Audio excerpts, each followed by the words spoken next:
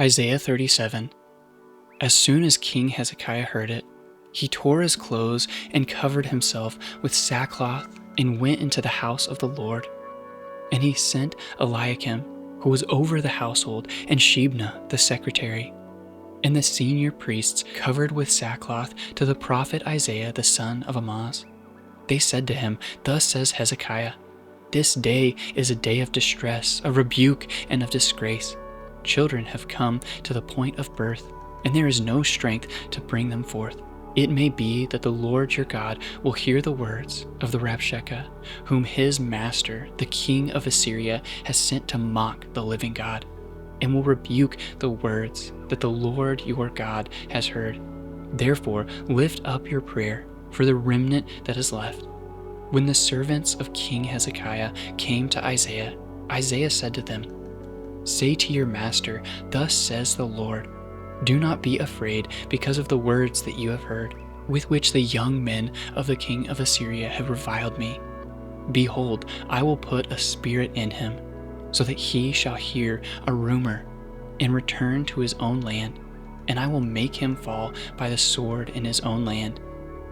The Rabshakeh returned and found the king of Assyria fighting against Libnah, for he had heard that the king had left Lachish.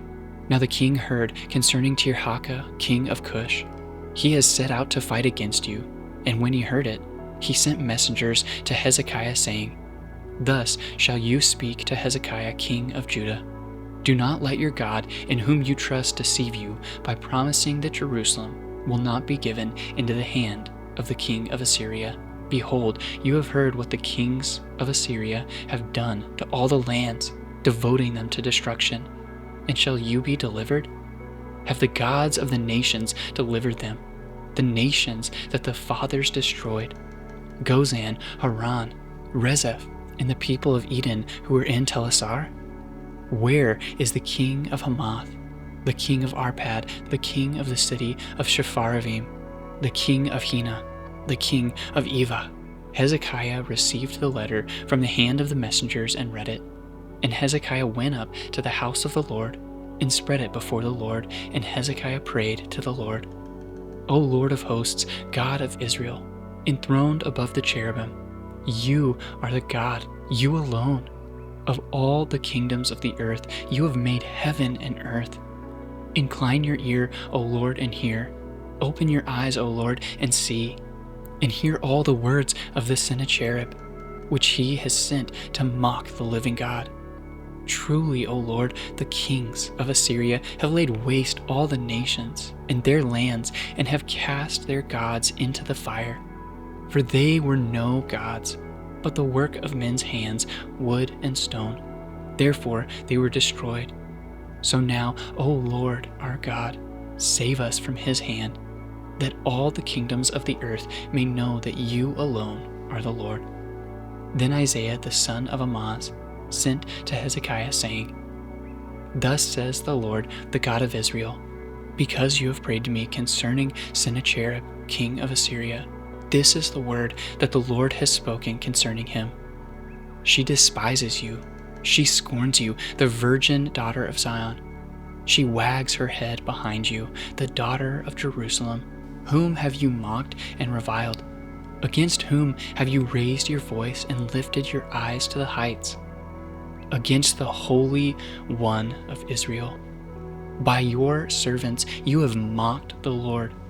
And you have said, with my many chariots I have gone up to the heights of the mountains, to the far recesses of Lebanon, to cut down its tallest cedars, its choicest cypresses, to come to its remotest height, its most fruitful forest. I dug wells and drank waters, to dry up with the sole of my foot all the streams of Egypt. Have you not heard that I determined it long ago? I planned from days of old what now I bring to pass, that you should make fortified cities crash into heaps of ruins, while their inhabitants, shorn of strength, are dismayed and confounded, and have become like plants of the field, and like tender grass, like grass on the housetops, blighted before it is grown. I know you're sitting down, and you're going in and coming out, and you're raging against me.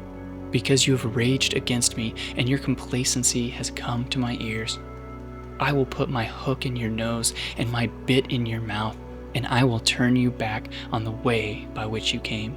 And this shall be the sign for you. This year you shall eat what grows of itself, and in the second year what springs from that, and in the third year sow and reap and plant vineyards and eat their fruit. And the surviving remnant of the house of Judah shall again take root downward and bear fruit upward. For out of Jerusalem shall go a remnant, and out of the Mount Zion a band of survivors. The zeal of the Lord of hosts will do this. Therefore, thus says the Lord concerning the king of Assyria: He shall not come into this city, or shoot an arrow there, or come before it with a shield, or cast up a siege mound against it. By the way that he came, by the same way he shall return, and he shall not come into this city, declares the Lord. For I will defend this city to save it, for my own sake, and for the sake of my servant David. And the angel of the Lord went out and struck down 185,000 in the camp of the Assyrians. And when people arose early in the morning, behold, these were all dead bodies. Then Sennacherib, king of Assyria, departed and returned home, and lived at Nineveh. And as he was worshipping in the house of Nisroch his god, Adrammelech and Sharezer his sons struck him down with the sword. And after they escaped into the land of Ararat, Esarhaddon his son reigned in his place.